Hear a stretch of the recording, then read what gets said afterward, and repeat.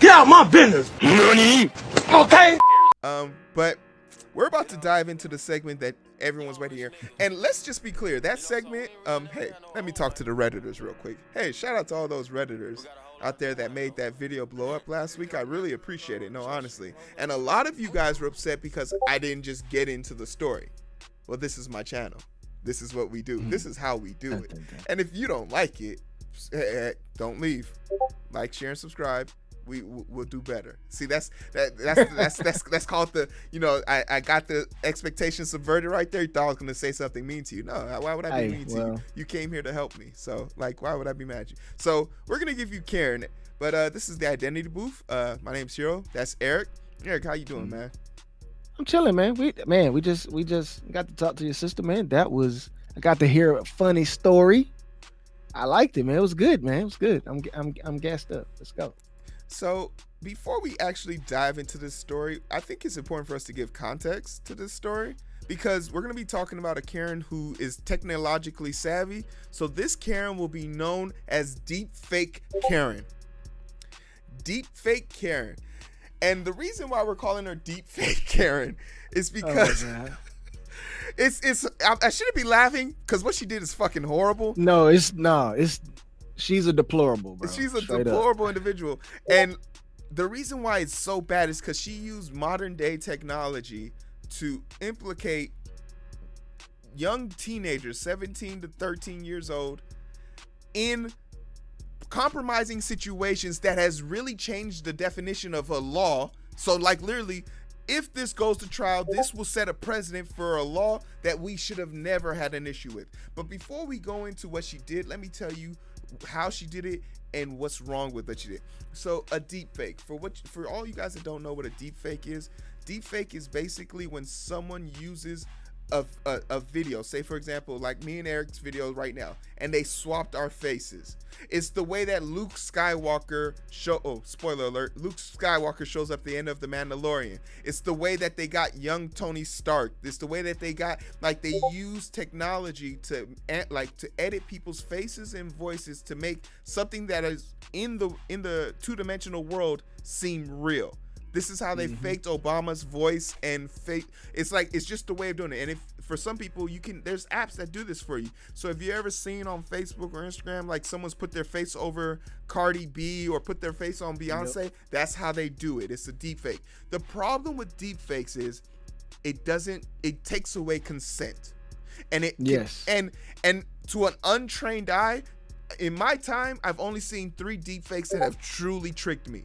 And I'm a person that spends a lot of time editing videos and looking at graphical components. So for it to trick me lets me know that there's some people out there who could do some serious damage. And as you can imagine, one of the most dangerous things that could come from deepfake is putting people in compromising situations or putting people in places that they never were. Deepfakes have been used to take people out of pictures, and they've been used to put people into pictures. So if you were at the scene of a crime and you got the original footage and you remove yourself from that, you have now taken away the liability on yourself. It's just extremely dangerous, but it's also extremely useful because we would never get scenes like Luke Skywalker showing up at The Mandalorian. That wouldn't be possible without deepfakes. Like, yeah, you could recast them, but it takes away a little bit of the luster. But just from that understanding of it, Eric, what are your feelings on deepfake? Honestly, man, I think the point you made was the best, because with all this technology, you could really ruin somebody's life. And I know that's the crux of our position on this story, is that the person who performed this act did something to some young people before they ever got started. Like, they haven't even gotten started with their life. And what would possess a 54-year-old woman to take just the immaturity? Here, are you going to give them the background on the story on why she did it? Well, shall we watch the video? Yeah, let's go ahead. Let's watch it. Yeah, let's watch the video. All right. A Bucks County woman is under arrest after police say she sent fake pictures of her teenage daughter's cheerleading rivals in compromising situations to their coaches. Investigators say she was trying to get the girls kicked off the team, the Victory Vipers, in Chalfont. 50-year-old Raffaela Spone is accused of manipulating photos from the social media accounts of 3 girls to make it look like they were drinking and smoking, and even digitally altering them to make the girls appear that they were unclothed. The suspect is alleged to have taken a real picture and edited it through some photoshopping app to make it look like this teenage girl had no clothes on, to appear nude, when in reality that picture was a screen grab from the teenager's social media in which she had a bathing suit on.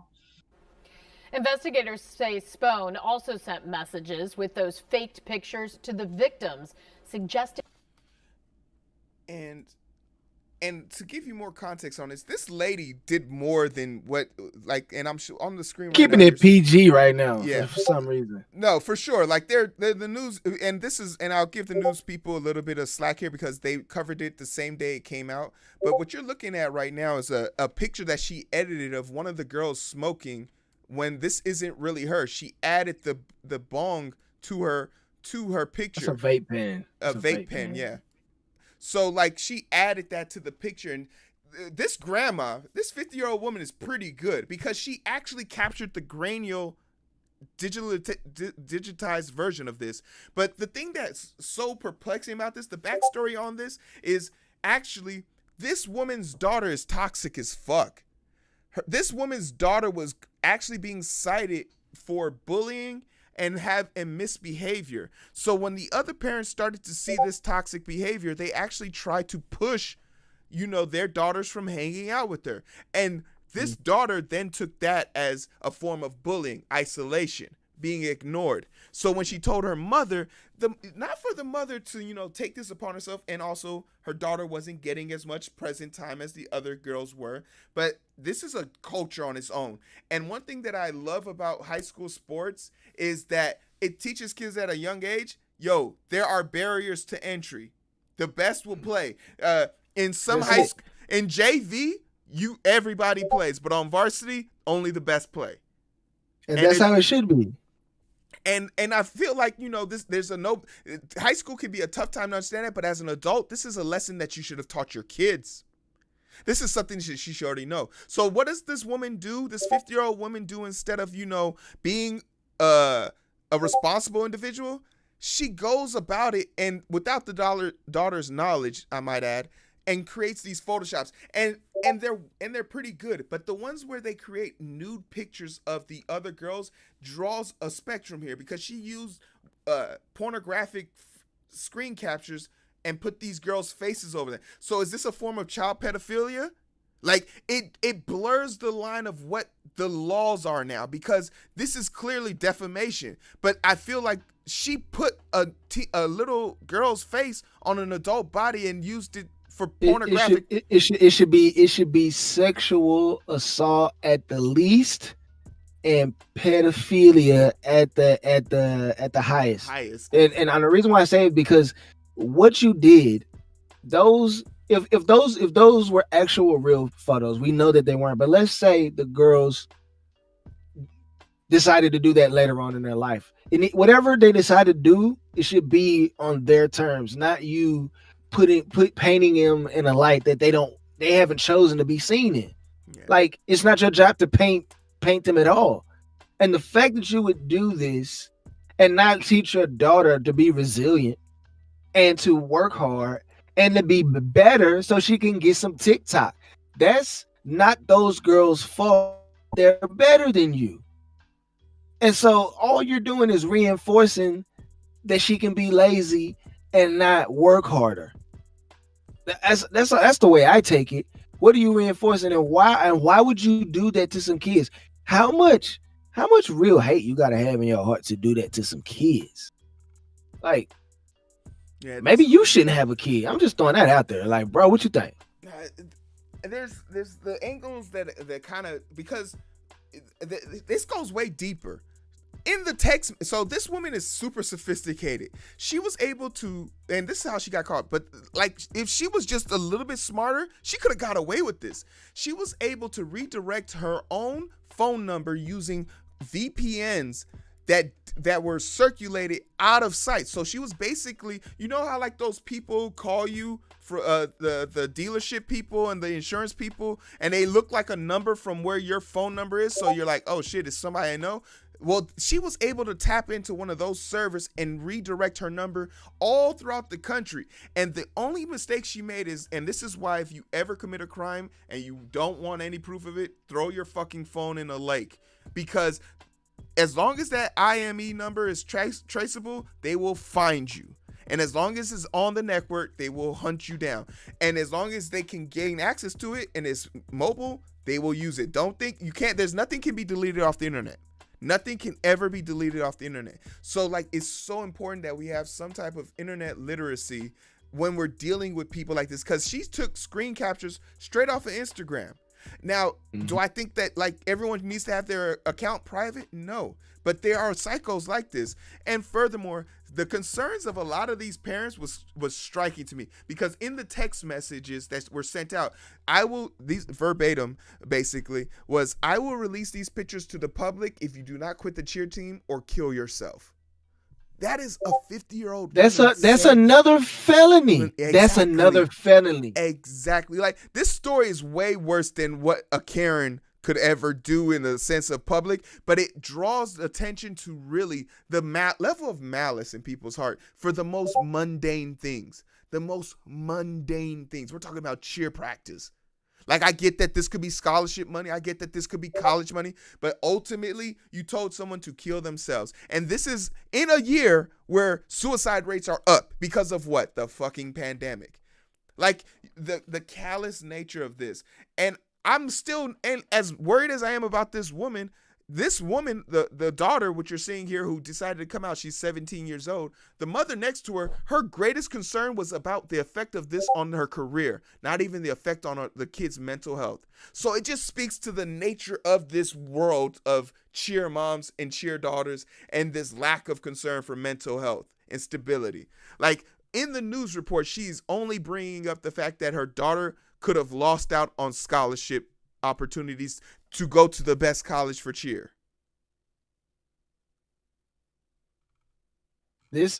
Looking at this, to your point, I just don't want this to affect her future. I mean, bro, it's a little too late for that. This viral. Like, number one. Number two, hey, baby, listen, how are you feeling? Like, we're not talking to nobody. Like, I get it. You want to go? Nah, man, we need to sort this out. Now, I wouldn't be having it. What I would be doing is I would be as a parent, I would be on there like, nah, baby, listen, you go sit in the room. I'm going to yell aggressively in the camera for like 5 minutes, and then I'll be back. And I would have talked cold cash noise about what that woman did, and I would have been obviously polite, proper hands together. She needs to be prosecuted to the fullest extent of the law, and this is, all the rest of the crap that you're supposed to say. Yeah, but I be saying it right now, telling you. It's not cool. And she should be aggressive and relentless about it. Where I don't know where the other parents are. She showed up, but if you're talking the wrong thing, it's still a problem. It's still a problem. And I would be at the police station, at the courthouse, something. Yeah, shout out to the comment section. But no, this is crazy to me, bro. Like this she has to be. If she doesn't get prosecuted with how many years? Three young ladies. She needs at least 3 felony counts, probably 6, because what you did was you threatened them, you sexually assaulted them with the naked pictures, and you just actually assaulted them. Period. So you need to. Maybe she gets 6 to 9 counts. She gotta go do at least 10, 15 years, bro. She gotta go. If there's anything that the criminal justice system has taught me, is that affluent white women don't get punished as often as they should. Listen, crimes. I'm gonna bring Botham Jean. That's all I'm gonna say. Hey, and that's the only hope we got right now going for us. But I mean, I had another Karen in mind, but then I was like, we're covering this story like 2 birds, 1 stone in my idea. it's kind of it is deplorable, but I mean, it's just a reminder to people, right? The internet is extremely dangerous, and it's because of people like this. And Karens can reach you no matter where the hell you are. Karens can be found in grocery stores. Karens can be found on the internet. Karens can be found on message boards. Karens can literally be found in your principal's office, at the DMV, everywhere and anywhere. You are only safe, and dare I say, in death, from avoiding a Karen, because a Karen's gonna find a way to complain about a tombstone. Oh, what now? All these tombstones? Like, I see it coming. It's not far off. I promise you that. So please take care of yourselves. Please avoid all Karens and Kens, and just don't be an asshole, man. But hey, that's the show. Eric, where the hell can they find us? Right here on the YouTubes, man. Go ahead, hit the like button, hit the share button, hit the subscribe button, set the post notice to all, one time for your boy. Then go ahead and hit that description box. We got Endurance 24. It is our fundraiser. It is 2 amazing teachers running a 24-hour run to raise money for some graduating seniors to get them scholarships. So help send a kid to college. Come on. Then help us grift some money out of good old Jeff Bezos' pocket, clicking that Amazon link to do all your expensive, very, very, very expensive Amazon shopping. Mm-hmm. Then after that, just click that link tree. It's gonna take you to all the places we are: TikTok, Insta. Shoot, we might even got a Snap. Shoot, I don't know. We everywhere, man. Like Visa, man. Heero, let them know. Hey, you guys have been great. This has been the show. Because I don't know. Wait, hold on. Let me go back to the other one, because I think we might have hit our goal. I don't know. Oh wait, I don't have any numbers. Where are all my numbers? And I'm sleep deprived, shorty on my line, and we fuss and fight. Seems like every night. Don't care who's wrong or right. I hope that in the side, slow it down and we can catch the vibe. But it's so hard to find through the daily grind. We're working overtime. And I'm sleep deprived, shorty on my line, and we fuss and fight. Seems like every night. Don't care who's wrong or right. I hope that in the sight, slow it down and we can catch the vibes.